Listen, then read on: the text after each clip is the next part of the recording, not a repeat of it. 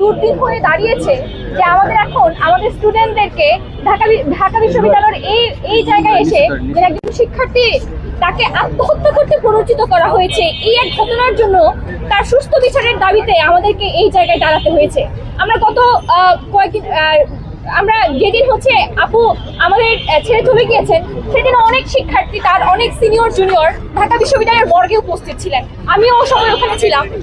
আমাদের আসলে এই শিক্ষার্থীদের জীবনটা শুধুমাত্র ঢাকা বিশ্ববিদ্যালয়ের না, আমরা দেখেছি দেশের বিভিন্ন শিক্ষা প্রতিষ্ঠানে শিক্ষক এবং শিক্ষার্থীদের যেরকম সম্পর্ক আসলে থাকার কথা, সে সম্পর্ক আমরা আসলে দেখতে পাই না। আমরা বরং দেখতে পাই এখানে শিক্ষকদের সাথে ছাত্রীদের যে ক্ষমতার একটা ভারসাম্য, সেটা আসলে একপাক্ষিক আমরা বেশিরভাগ সময় দেখতে পাই। যেমন ঢাকা বিশ্ববিদ্যালয়ে আমাদের যে পরীক্ষার সিস্টেম, যেখানে 50% আমরা ফাইনাল পরীক্ষা দিই, কিন্তু বাকি 50% কিন্তু শিক্ষার্থীদের হাতে মার্কিং সিস্টেমটা থাকে।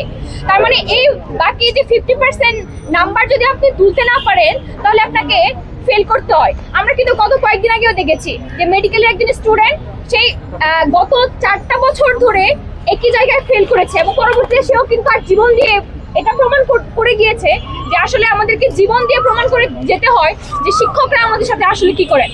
আমাদের এই ঢাকা বিশ্ববিদ্যালয়ে আমরা এমন শিক্ষকও পেয়েছি যারা শিক্ষার্থীদের দুর্দিনে পাশে থাকেন, শিক্ষার্থীদের সাথে থাকেন।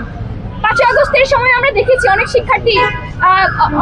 শিক্ষার্থীদের পাশে দাঁড়িয়ে অনেক টিচাররা, শিক্ষকরা হচ্ছে ঢাল হিসেবে দাঁড়িয়েছেন। আমরা কিন্তু এরকম টিচারও আমরা পেয়েছি, কিন্তু দুঃখজনকভাবে এটাও সত্য যে ঢাকা বিশ্ববিদ্যালয়ের মতো জায়গায় এখন অনেক শিক্ষক আছে যারা আসলে শিক্ষার্থীদেরকে বিভিন্নভাবে তারা আসলে ব্যবহার করতে চান।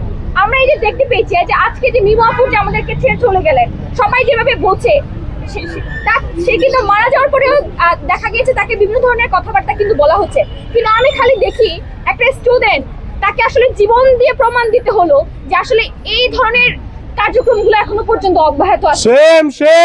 যেখানে একজন শিক্ষক তার শিক্ষার্থীদেরকে পাশে থাকবে, তাদের বিপদে আপদে পাশে থাকবে, কিন্তু সেটা না করে সেটা হয়ে গেল এমন একটা অবস্থা যে তাকে জীবন দিতে হলো।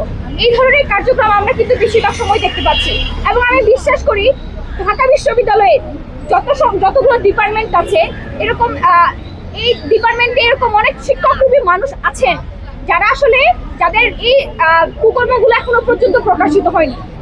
আমার ধারণা এরকম কুকর্ম করা শিক্ষক এখনো পর্যন্ত আছেন, শুধুমাত্র আমরা জানি না দেখেই তাদের সাথে আমাদেরকে থাকতে হয়। এবং আরো অনেক ভিকটিম আছে যারা আসলে লোকলজ্জার ভয়ে, সম্মান হারানোর ভয়ে কথা বলতে পারছে না। এই ধরনের যে ক্ষমতার যে নীতিগুলো আমরা দেখতে পাচ্ছি শিক্ষকদের মাঝে, সেটা কখনোই কাম্য না।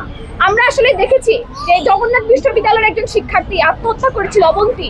তার তিনি যে আত্মহত্যা করেছিলেন, পরবর্তীতে তার যে ব্যাপারগুলো তার সুসাইড নোটেও কিন্তু লিখে গিয়েছিলেন, সেগুলো আদতে কোনো বিচার হয়েছে কিনা আমি এখনো জানি না। বাংলাদেশের যে আইনের ব্যবস্থা, বিচার ব্যবস্থার ক্ষেত্রে আমরা যখনই দেখতে পাই যে প্রথম কয়েকদিন খুব কথাবার্তা হয়, মিডিয়াতে বিভিন্ন ধরনের কথাবার্তা হয়, কিন্তু আসলে পরবর্তীতে এই যে ঘটনাগুলোকে তদন্ত করার জন্য, সুস্থ বিচার করার জন্য যে ধরনের প্রসেসিং করা লাগে, সেটা